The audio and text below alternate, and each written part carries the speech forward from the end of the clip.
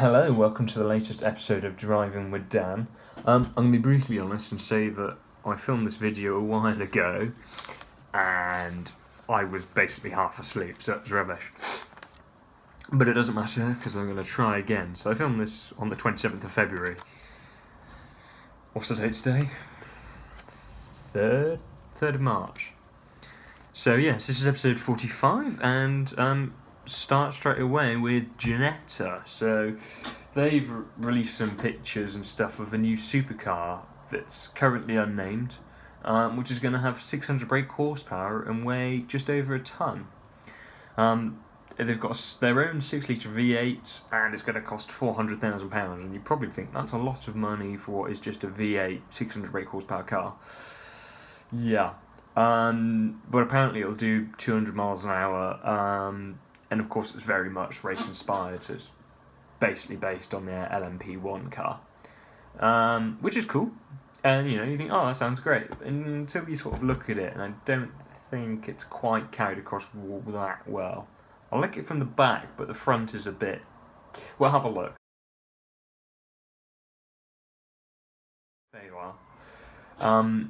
Yeah, don't know what to think. Anyway, we're going to move on from that because, well, they haven't really released much about it.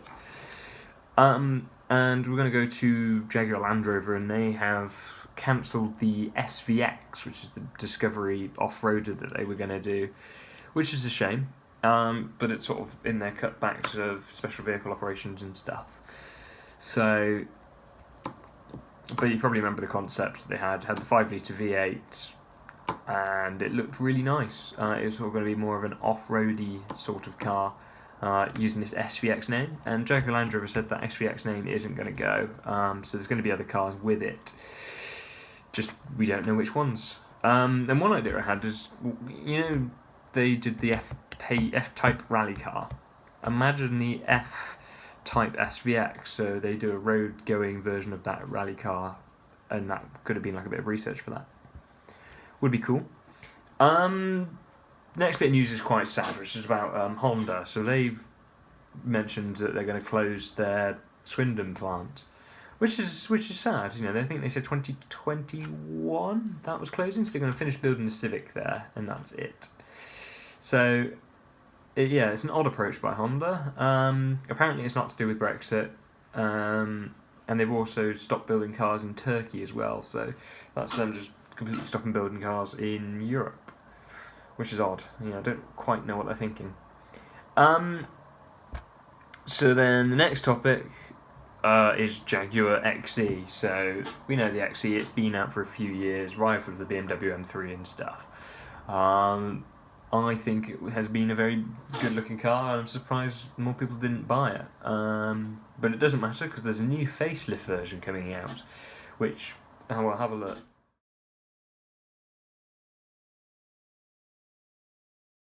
It just looks stunning. I think from the back those taillights look really nice. Overall, looks really smart. So well done, Jaguar. That's good.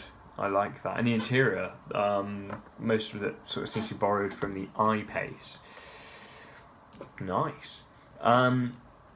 So then the next topic then is about Lister, and they've got they've been making the Nobly since like the 50s or 60s, which is their sort of classic racer.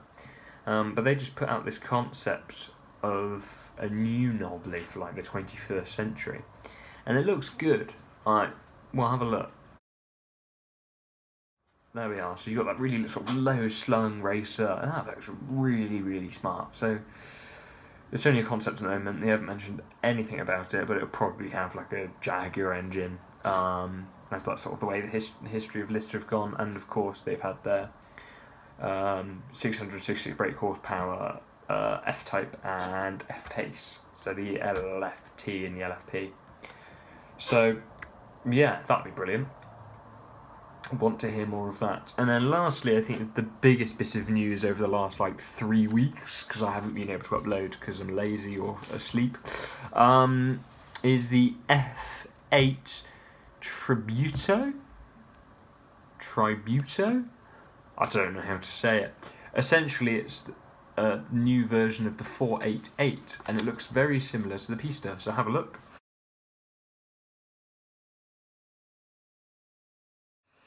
there you are. Yeah, so apparently that's the replacement for the 488. So 700 brake horsepower and it weighs something. But to be honest, I'm not really that interested.